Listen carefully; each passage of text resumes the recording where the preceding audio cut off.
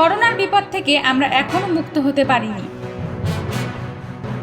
Corona মহামারীর বিরুদ্ধে লড়াইয়ে এখনও বিপদমুক্ত হওয়া যায়নি বলে সতর্ক করেছেন বিশ্ব স্বাস্থ্য সংস্থার কোভিড-19 বিষয়ক প্রধান মারিয়া ভ্যান কারখোভ। গতকাল মঙ্গলবার WHO এর সামাজিক যোগাযোগ মাধ্যম চ্যানেলে দেওয়া সরাসরি বক্তব্যে মারিয়া এই সতর্কতার কথা বলেন। WHO এর কোভিড-19 বিষয়ক প্রধান বলেন, যদিও অনেকে মনে করছেন করোনা মহামারী প্রায় শেষ হয়ে গেছে, কিন্তু এই মহামারীর ঝুঁকি এখনও শেষ হয়ে যায়নি। মারিয়া বলেন, পরিস্থিতি এখনও অবিশ্বাস্য রকমের শক্তিশালী।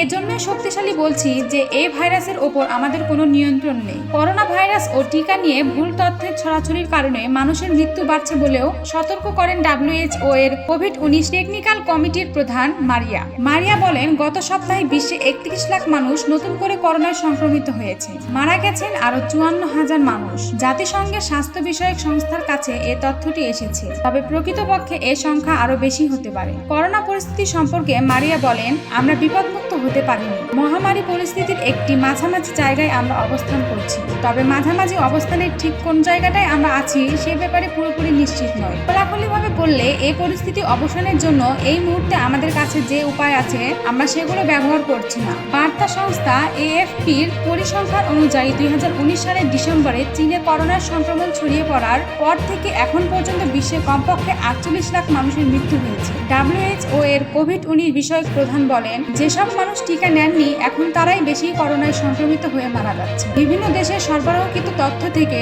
দেখা গেছে, যারা টিকা নেননি তাদের মধ্যে হাসপাতালে ভর্তি হওয়া ও মৃত্যু হার বেশি। করোনা ভাইরাস নিয়ে ইন্টারনেট দুনিয়ায় ঘুরতে থাকা ভুল ও মিথ্যা তথ্যের ছড়াছড়ি নিয়ে উদ্বেগ প্রকাশ করেন মারিয়া। তিনি বলেন, এ কারণেও মানুষ মারা যাচ্ছে। WHO এর এই কর্মকর্তা জানান, পরবর্তী 3 থেকে 18 মাসের মধ্যে মহামারী কেমন আকার ধারণ করতে পারে তা নিয়ে সংস্থার ভেতরে আলোচনা চলছে, তবে খুব তাড়াতাড়ি করোনা বিদায় নেবে বলে মনে করেন না তিনি।